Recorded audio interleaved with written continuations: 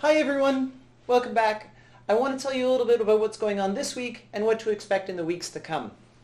So this week we've got two major topics. High order derivatives and then Taylor's theorem.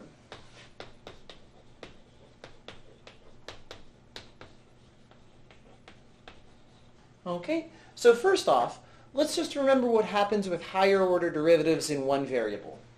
So if we've got a function f of x, we can take its derivative, right? This is another function of one variable, and it measures the rate of change of f in the direction x. Then we can take the derivative of that,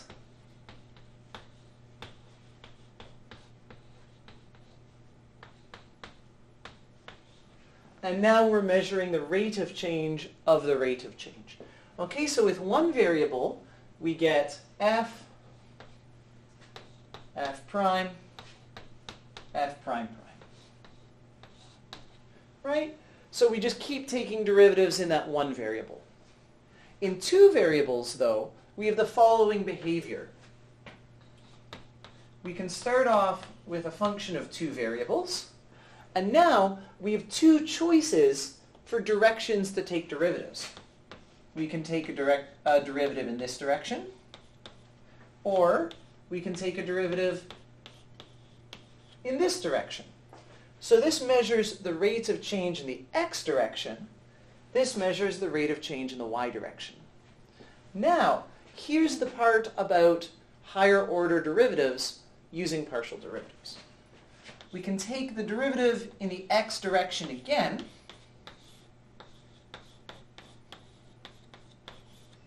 okay, or we could take the derivative in the y direction.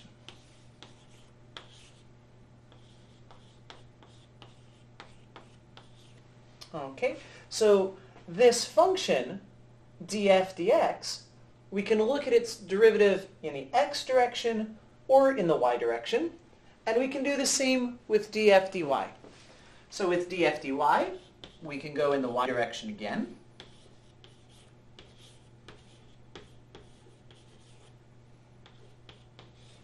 Or we can choose to go in the x direction.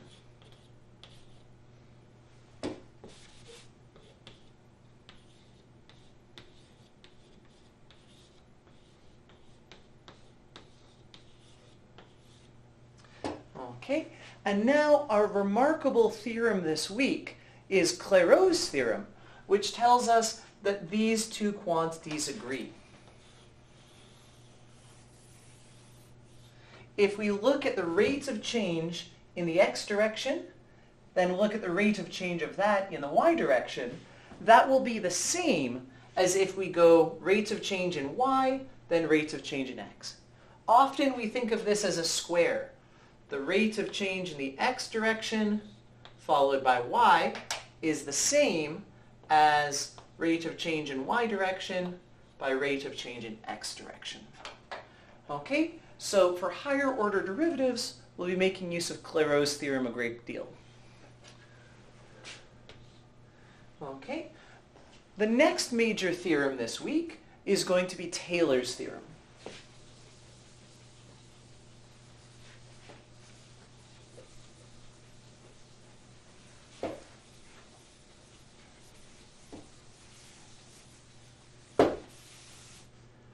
Taylor's theorem allows us to approximate functions by infinite polynomials. So one of the things I always wondered about when I was taking first year calculus is, what does this function really mean? If I was stuck on a desert island and someone said, calculate e squared, I wouldn't actually know what value to give them, or I couldn't approximate it in any good way. The techniques of calculus, though, allow us to express this kind of cryptic function as an infinite polynomial, where we say this is the limit as n goes to infinity n k equals 0 to n of x to the k over k factorial. Now, I can't justify exactly where this formula comes from right now, but I'll give you a sense of how it works like a polynomial. This is, in some sense, the polynomial 1 plus x over 1, x squared over 2 factorial, x cubed over 3 factorial, etc. Okay, so in some sense, this replaces our function e to the x, which began as something very mysterious, with a very concrete polynomial that we could approximate values for.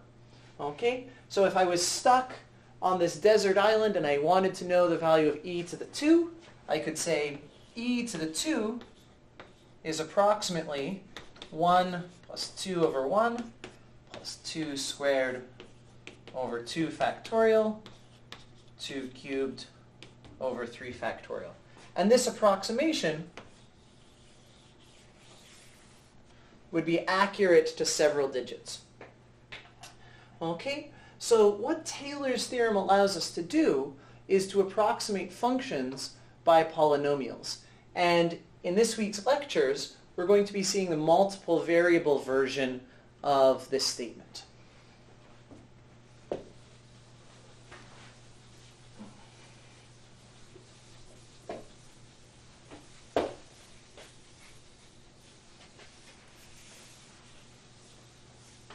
So the kinds of questions that we'll be answering are things of the form,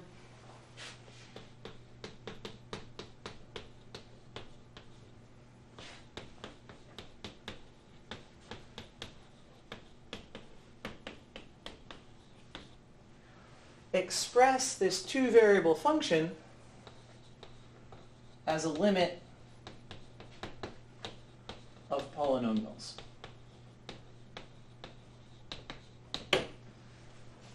Okay, so that's what we'll be exploring with Taylor's theorem this week.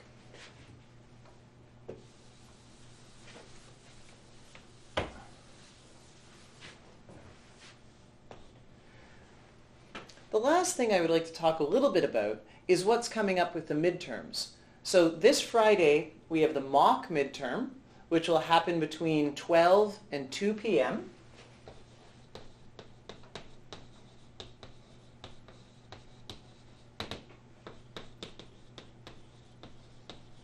Friday, June 8th, 12 till 2 p.m. in IC 130. Okay, please, please, please come out to this. It will be very, very, very helpful practice for the midterm. You'll get a good idea of what the midterm will look like, how it will be structured, how the questions will be phrased, etc. Then the real midterm will be almost exactly 1 week later, Friday, June 15th, from 3 p.m. to 5 p.m. Okay, so the mock midterm will be very good preparation for the real midterm, which happens 1 week later. So I encourage you to come out to this and get a sense of what the midterm will look like. Thanks for your time.